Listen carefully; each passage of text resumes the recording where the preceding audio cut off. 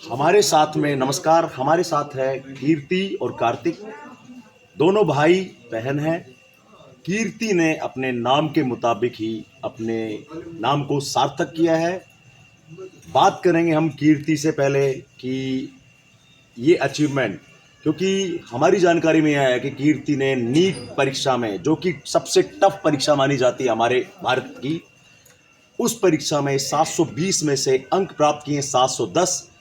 हमारे रिसर्च और हमारी नॉलेज के हिसाब से यह जो अंक है शायद ही बहरोड में किसी के इतने आए हों। कीर्ति, पढ़ाई का राज क्या है? कहां से ये कीर्ति प्राप्त किया आपने, बताओ हमें कैमरे पे। पढ़ाई का राज यही है कि आपको बस हमेशा ही मेहनत करते जाना होता है।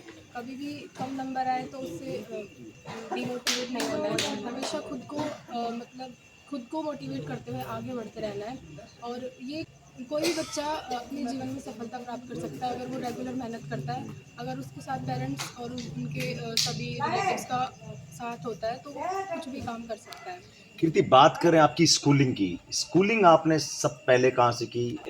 नीट से पहले आपने स्कूलिंग कहाँ से की? थोड़ा आपकी स्कूलिंग के बारे में हमें बताओ। स्कूलिंग में हायर स्कूलिंग की बात करें 9 to 12 जो मेजर होता है वो राट स्कूल से किया था मैंने, राट इंटरनेशनल स्कूल में। तो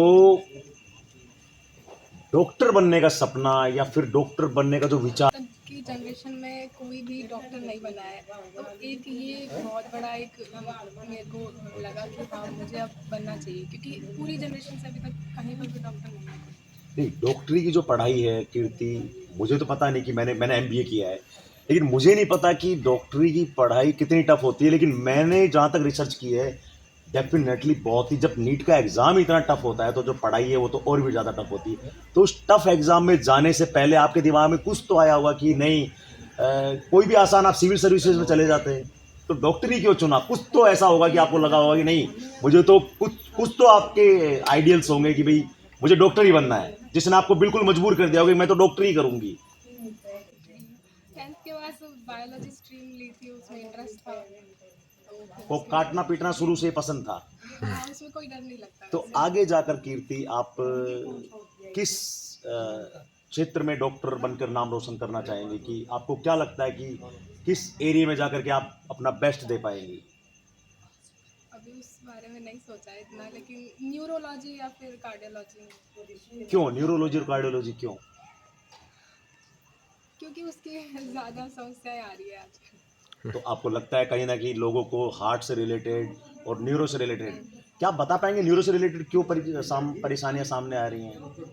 आजकल मेंटल हेल्थ बहुत एक बड़ा इशू बन गया है, तो उसके ऊपर ब्रेन से जुड़ी हुई समस्याएं ज़्यादा ही होती हैं। मुझे नहीं पता Kirti, whether I will be wrong और right, but whatever I research ये न्यूरो के बारे में, तो जो मोबाइल है हमारे सामने, ये लोगों के चैन छीनने का बहुत बड़ा कारण है।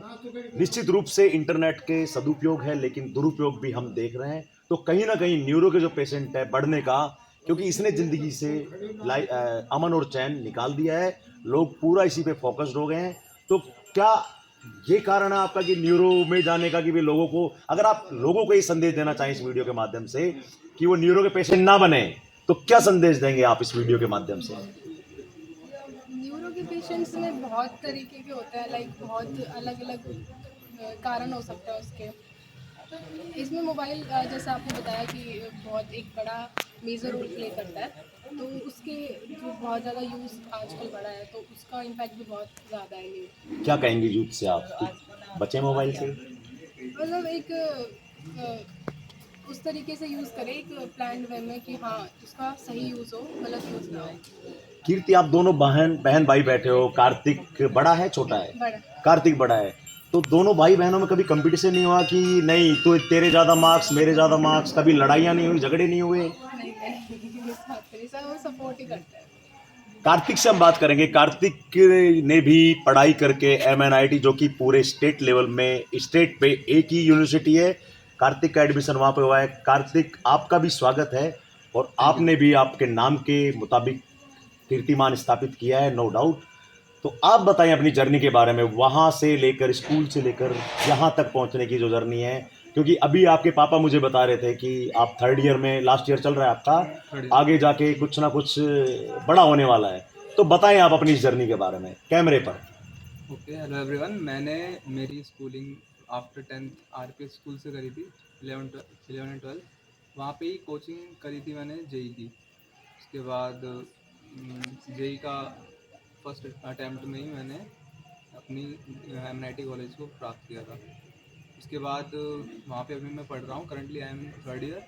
एंड इसके बाद मैं एज ए इंजीनियरिंग सर्विस के पेपर की एग्जामिनेशन की तैयारी कर रहा हूँ। मैंने उस पर अभी मेरा गोल है आगे। क्या सपना है कि कार्तिक आपका आगे जा कर के भी अपने परिवार का, अपने माता पिता का, अपने इस मोहल्ले का नाम रोशन किस तरह से जा कर के करेंगे आप क्षेत्र में? जैसा मैंने अभी बताया, मेरा गोल अभी इंजीनियरिंग सर्विसेज को क्रैक करना है।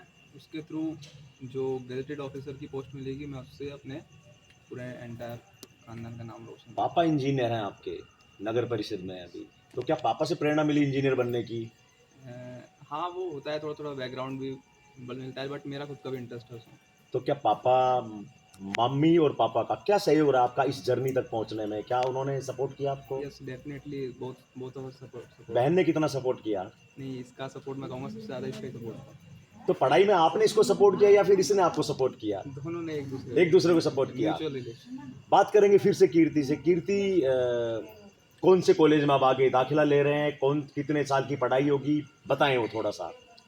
अभी मेरा admission Lady Hardinge Medical College New Delhi में हुआ है और इसके बाद 5.5 years की MBBS होगी कंटिन्यू इसी कॉलेज से। कीर्ति, मैंने ये सुना है कि जो जिस कॉलेज में, दिल्ली के जो लेडी हार्डिंग को जो कॉलेज है, इसमें जो एडमिशन लेना है या एडमिशन होना जो है, वो प्रक्रिया काफ़ी टफ मानी जाती है। तो आपने भी 2-3 कॉलेज में जाने के बाद में फिर आपको ये कॉलेज मिला है, तो ये कैसे पॉसिबल किया आपने?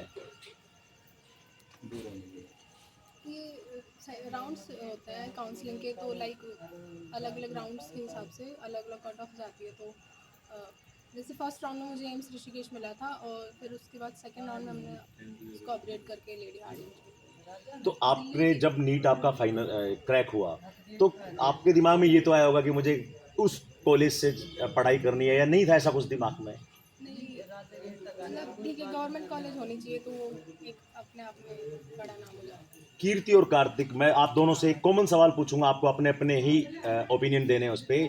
मेरा ये सवाल है आप दोनों से, आजकल का जो यूथ है वो पढ़ाई का इतना प्रेशर अपने ऊपर बना चुका है कि फैमिली से कट जाता है, परिवार से कट जाता है, अपने रिश्तेदारों से कट जाता है, अचीवमेंट नहीं आ पाता तो वो डिप्रेशन में चला जाता है, जो कि आज हमारी यूथ की बहुत बड़ी समस्या बन गई है।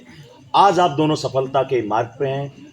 आप अपने अपने माध्यम से ऐसे यूथ्स को क्या कहेंगे जो 1 या 2 या 3 फेलियर में ही अपने आप को ख़त्म मान लेते हैं और वो फिर कुछ नशा या फिर ऐसे मार्ग पे चले जाते हैं? कीर्ति, सबसे पहले आप बताएं, ऐसे युवाओं को क्या कहेंगे आप? सक्सेस की जो पहली सीढ़ी होती है वही फेलियर होती है, उसी से ही हम सीख के आगे बढ़ते हैं। तो मतलब कभी भी इस रैट रेस में फंसना नहीं है, हमें अपने ऊपर ध्यान देना है और अपने ही प्रोग्रेस पर ध्यान देना है, किसी और से कंपैरिजन नहीं करना है। और मतलब खुद की लाइफ को किसी से भी कम मत समझो, खुद की लाइफ सबसे ज़्यादा इम्पॉर्टेंट है, उसमें आपको एंजॉय भी करना होता है साथ साथ। मतलब कोई भी कॉम्पिटिटिव एग्ज़ाम को उसके साथ करते रहो, उसमें मेंटल प्रेशर होना, डिप्रेशन होना, ये सब चीज़ नहीं होनी चाहिए। कार्तिक, आपके? मेरा ये मानना है, जैसे कि बहुत सारे लोग होते हैं अपने गोल को वो सेट कर लेते हैं, ठीक है, उस पर वो काम करना शुरू करते हैं और उनको रिजल्ट नहीं मिलते तो वो डिप्रेस हो जाते हैं। लेकिन मेरा ये मानना है कि आप अपने प्रोसेस को एंजॉय करें। जैसे आप किसी भी चीज़ की तैयारी कर रहे हैं तो उसमें मन लगा के तैयारी करें, उसको एंजॉय करें। फेलियर तो हर किसी की लाइफ में आते हैं, वो तो आएंगे भी। मेरा ही फर्स्ट ईयर था, मेरा सीजी एकदम से ड्रॉप हुआ था फर्स्ट ईयर में कॉलेज में जाते ही, बट ठीक है, उसको पॉजिटिव वे में लेके आगे बढ़ाई की तो नेक्स्ट ईयर में वो ऊपर भी उठा। तो फेलियर आते रहेंगे, बट आप अपने प्रोसेस को एंजॉय करिए। कभी अप होगा, कभी डाउन होगा, तो इसकी टेंशन नहीं लेनी है आपको, बस अपने पाथ पे चलते रहना है, डिस्ट्रैक्ट नहीं होना है। ये थे हमारे साथ में भाई और बहन कीर्ति और कार्तिक, जिन्होंने अपने अपने क्षेत्र में कीर्तिमान स्थापित किया है। इनके पिताजी नगर परिषद में आज बहरोड में AN की पोस्ट पर कार्यरत हैं और माता हाउसवाइफ हैं। इन दोनों ही प्रतिभाशाली युवाओं ने आप युवाओं को संदेश दिया है कि जो फेलियर है वो भी आपको सफलता पाने के लिए ही आपकी लाइफ में आता है। तो जो भी युवा या यूथ जो एक या दो फेलियर से अपने आप को ख़त्म मान लेते हैं, उनको इन लोगों ने, इन दोनों युवाओं ने सीधा सीधा संदेश दिया है कि आपको असफलता से डरना नहीं है, बल्कि उस असफलता से आपको सफलता की सीढ़ी तय करनी है, उससे अपना रास्ता बनाना है और अपने परिवार और अपने माता पिता का नाम रोशन करना है। क्योंकि डिप्रेशन किसी भी समस्या का इलाज नहीं है। अगर आप उठ के खड़े होंगे, आप फाइट करेंगे, लड़ेंगे, तो निश्चित रूप से सफलता आपके कदम चूमेगी। एम आई राइट? यस। तो हमसे बात करने के लिए आप दोनों को बहुत बहुत धन्यवाद और we wish you all the best. You have a great future and आप हमारे क्षेत्र का, आपके माता पिता का और हमारे प्रदेश का नाम रोशन करें, पूरे देश में आपका डंका बजे। इसी शुभकामना के साथ आपको बहुत बहुत धन्यवाद। Thank you. Thank you sir so much.